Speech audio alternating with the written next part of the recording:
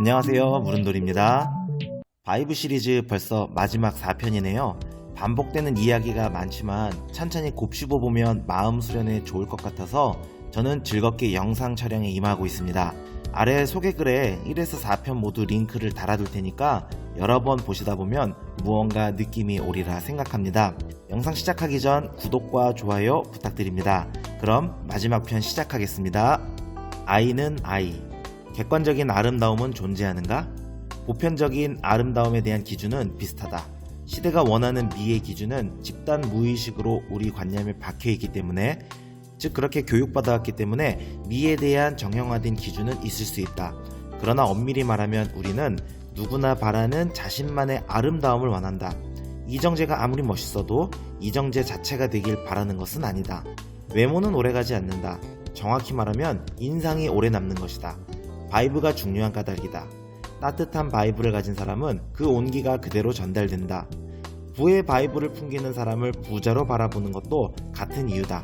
이렇게 바이브는 우리에게 전달되는 자신만의 느낌이다. 꽉 담은 입술, 굳은 얼굴, 무표정한 모습, 지하철에서 볼 수 있는 흔한 얼굴들 아닌가? 거울을 보며 아이는 이란 말을 10번 해보자. 미소 근육을 쓸 수 있게 된다. 세상은 아이의 인식을 내가 관찰하는 공간이고, 따라서 아이의 인식을 허용하고 주변의 변화를 인지할 때 세상은 바뀌게 된다. 나는 그 변화를 관찰하고 지금의 모습을 허용하는 관찰자인 것이다. 자신의 삶을 긍정하고 지금을 변화의 과정으로 인지할 때 미래의 결과와 지금의 과정이 하나로 연결된다. 지금의 초라하고 보잘것없는 나가 미래의 풍족한 나의 기억이었다는 점을 알아두자. 그렇다면 답은 하나다. 지금 여기에 존재하는 것이다. 현재를 긍정하고 삶의 변화를 관찰하라. 허상인 미래만 바라보고 거기에 있지 말고 현재에 머물며 굿바이브를 간직하며 지내자. 우리에게는 현재밖에 없기 때문이다. 현존하라. 아이는 좋은 친구가 되어줄 것이다. 순간순간의 변화가 삶 전체를 지배하는 법이다. 있는 그대로 being. 학창시절 우리 공부의 대부분은 이름 붙이기였다. 잘 분류하고 이름 붙이고 구분하면 칭찬을 받고 사회로부터 인정을 받았다. 이렇듯 이름 붙이기는 중요하다. 그러나 이름 붙이기, 즉 언어는 세상을 구분하는 표현법이지만 언어가 모든 것을 담아내지는 못한다. 분류한 것의 한 부분만을 규정할 뿐이다.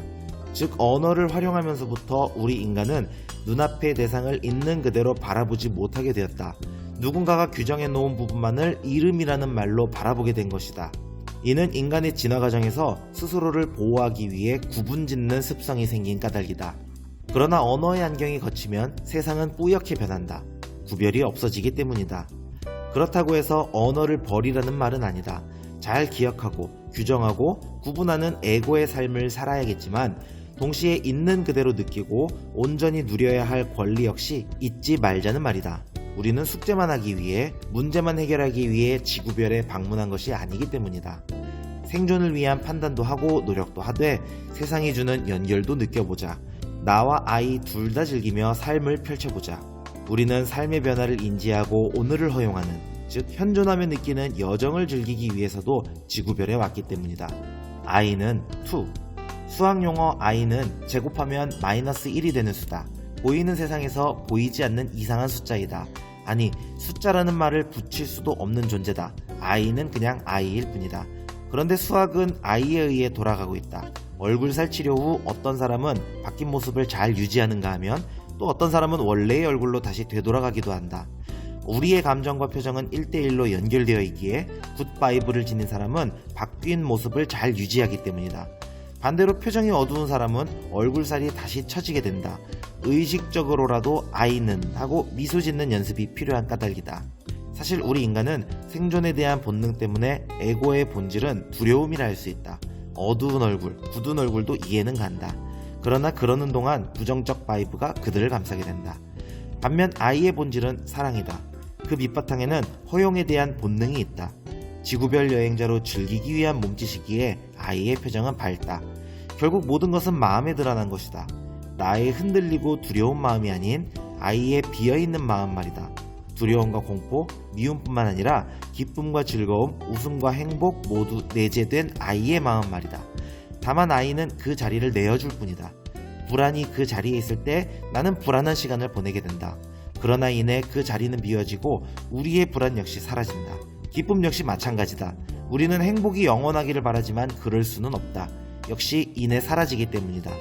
이를 비어있는 아이의 자리에 억지로 행복을 채워 넣으려고 하는 것이 집착이고 욕심이다.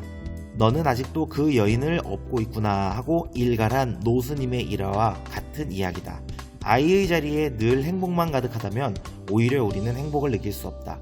행복이 사라져야 행복을 느낄 수 있는 역설, 있는 그대로 받아들이는 마음을 기억하자. 있는 그대로 2. 핵심어를 물들지 않음으로 정의하고 싶다. 이야기를 시작한다. 우리는 꿈꾸고 있다. 세상은 의식이 만든 현상일 뿐이다. 나와 세상은 아이의 의식 공간이다. 그 공간에는 이미지와 함께 여러 감정과 느낌이 항상 공존한다. 그러나 그 생각과 느낌, 감정에 아이는 물들지 않는다. 단지 펼쳐지는 공간으로만 존재할 뿐이다. 마치 영화가 펼쳐지는 영상에 백스크린은 물들지 않는 것과 같다. 그러나 나는 물든다. 생각과 감정과 하나가 되기에 욕망하는 나와 불일치된다. 우리 인간은 누구나 똑같다. 다만 이렇게 불완전한 현재보다는 완전한 미래라는 허상을 꿈꾸는 우리는 늘 불안하고 초조하다. 미래는 없다. 그냥 있는 그대로 물들지 않고 수용하라. 아이는 그냥 잠시 머물다 지나갈 뿐이다. 이렇게 우리는 점점 자유로워진다. 튜닝. 튜닝의 끝은 순정이라는 말이 있다. 많은 이들은 외딴 곳에서 마음 공부를 하며 수련하기도 하고 명상도 해보지만 잘 안되는 경우가 많다. 여러가지 튜닝을 해보지만 결국 끝은 순정이다. 순정이란 깨달음과 일상이 공존하고 있다는 것을 말한다. 세상을 살아가는 나와 나를 알아주는 아이의 인식이 깨달음의 전부다. 아이의 인식을 내가 인지하며 살고 있다는 것을 아는 게 전부다. 세상이라는 특별한 실체는 없고 아이의 관념이 드러나는 인연관계의 홀로그램 세상이고 그 속에 내가 있으며 그곳을 인식하는 아이가 있음을 아는 게 전부다. 그러기에 세상은 이미 완전하고 완벽하다는 것이 전부다. 불행은 극복하는 것이 아니다. 없애야 하는 것이 아니다. 그냥 존재하는 것이다. 불행이 없다면 행복도 없다. 깨달음이란 이미 존재하는 것임을 아는 것이다. 노력을 통해 더 나은 내가 되려고 하는 게 아니라 지금 있는 그대로 완전한 존재임을 아는 것이다. 분별하고 판단하는 언어의 세상을 벗어나 있는 그대로 허용하는 자, 바로 깨달은 자다. 아이의 자리는 늘 비어있기에 슬퍼지려 하면 슬퍼하라. 화가 나면 화를 내라. 허무하다면 허무감에 빠져라. 내가 루저라고 느끼는가?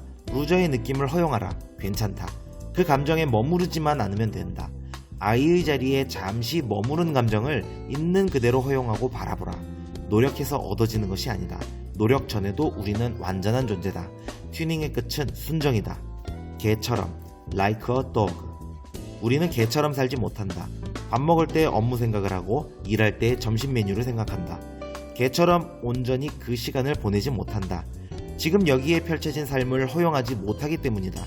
지금 이대로 완전한 나를 미래의 불확실성으로 옮겨놓는다. 나의 시간을 타인의 판단으로 채운다. 개처럼 살 필요가 있다. 기쁠 때 온전히 기뻐하고 누군가 미울 때 한없이 미워하고 잠잘 때 꿀잠 자고 일할 때 일에만 집중하고 이렇게 개처럼 지금 현재 충실한 삶을 살라. 허용하되 집착하지 않는다. 행복마저도 아이의 자리엔 어느 것도 물들 일이 없다. 파랑새를 찾고 있는가? 미래의 파랑새는 없다. 현재의 초라한 내 모습에서 역시 파랑새를 찾고 있는가? 현재의 파랑새 역시 없다. 이미 있는 것을 보지 못하고 있을 뿐이다. 브리딩. 세상은 아이의 이미지와 바이브의 표현이다. 심층 무의식에 각인된 관념이 드러난 것이다. 그래서 세상은 홀로그램인 것이다. 실체가 있는 단단한 세상이 아니라 환영이 지배하는 말랑말랑한 세상이다.